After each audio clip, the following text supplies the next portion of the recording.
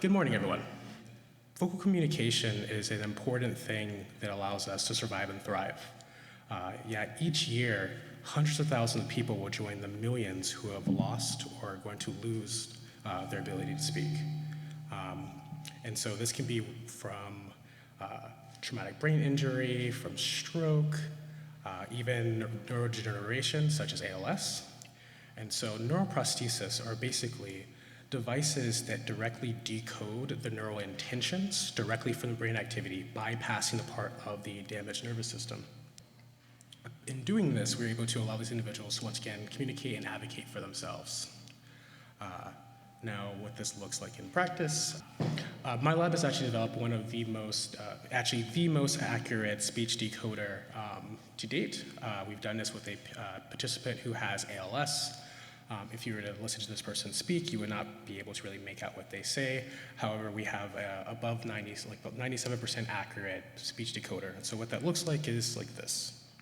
Hello, my sweet child. And so this is our participant. He is communicating with his daughter, who he has not heard him speak. I cannot remember when he could speak. So as he is speaking, what he's intending is going to appear up on the screen. And when he's done speaking, he basically hits done, and a deep fake of his voice basically produces the intended communication.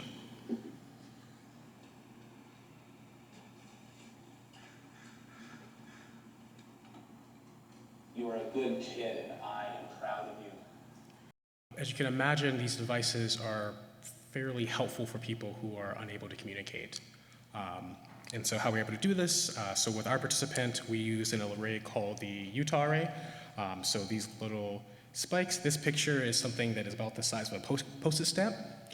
There are about 256 channels per Utah array, and we targeted the motor portions of the brain. And so to train these sort of devices, we use a traditional BCI sort of method. A task that uses a go, no-go cue. So basically, you tell the participant in a visual way what you want them to say. You give them a little red square that tells them, don't say it yet. That red square turns green. They then try to say it.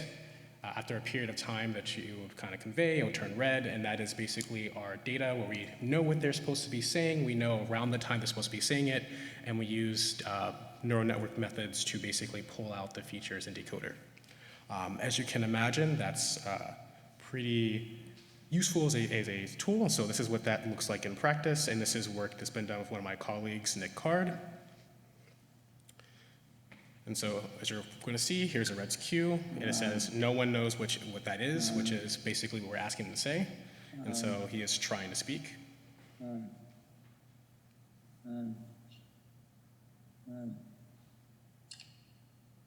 that's, no one knows what that is. So there's a sort of beep, which tells him it's not time to go. There's another beep that tells him to go. And so they have already explored the entire house to kind of, as you can imagine, when it gets things wrong, if it's a full sentence, you can use a language model to kind of correct it. So that's where we get a lot of our accuracy. They have already explored the entire house. So here's one last trial.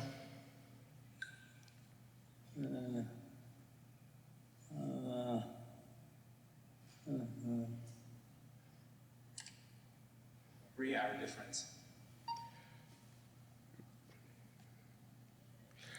And so, as you can imagine, this is very useful as a device when you know when the person's supposed to be trying to speak, to allow them to advocate for themselves. But for speech prosthesis to kind of replace what's been lost by these individuals, it needs to do more than just know the content of what they're trying to say.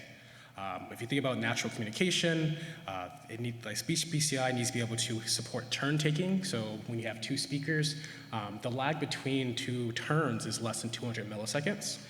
It needs to capture the full prosody and tone. What you said is important, but how you said it is just as important.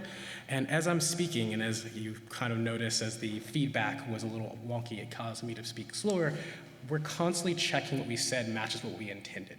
And when there's any sort of difference between what we produce and what we intend, updates the entire system so that we're able to continue working. And so these BCIs need to be able to do the same thing. brains aren't just static, they're dynamic and change over time. And to try to address some of these next sort of generation features, I've been focusing on turn taking, so the naturalistic aspects that allow back and forth communication. And now you may ask, like, well, how can we do this when we can't make out what the person's trying to say? We want to be able to know when they're trying to say what they're trying to say, and the traditional experimental paradigm is either a go, no-go cue or a instructed delay cue.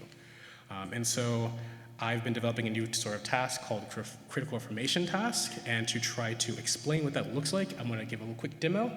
I'm going to ask a question.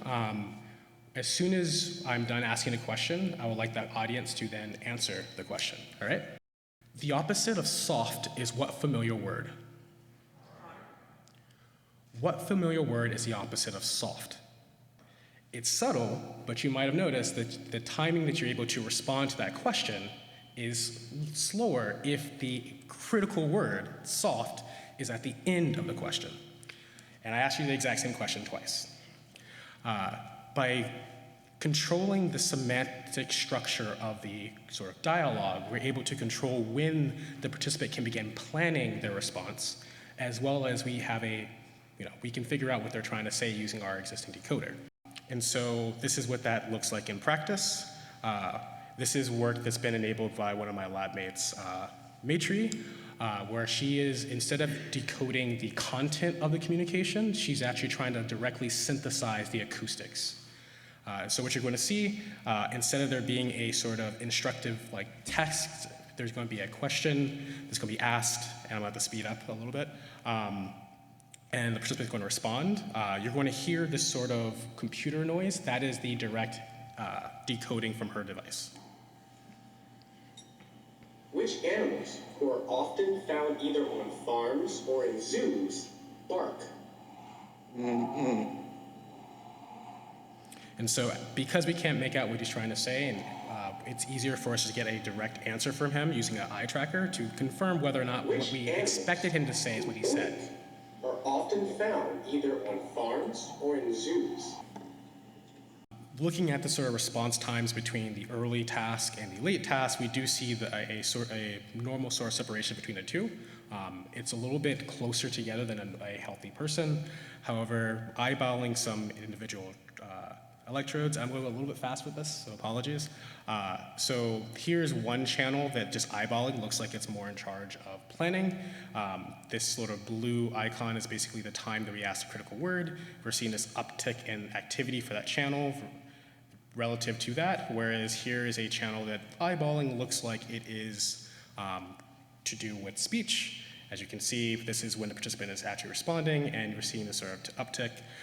Using a Gaussian linear model to try to have the data itself tell us if there are planning and production channels, we actually do find planning and production channels.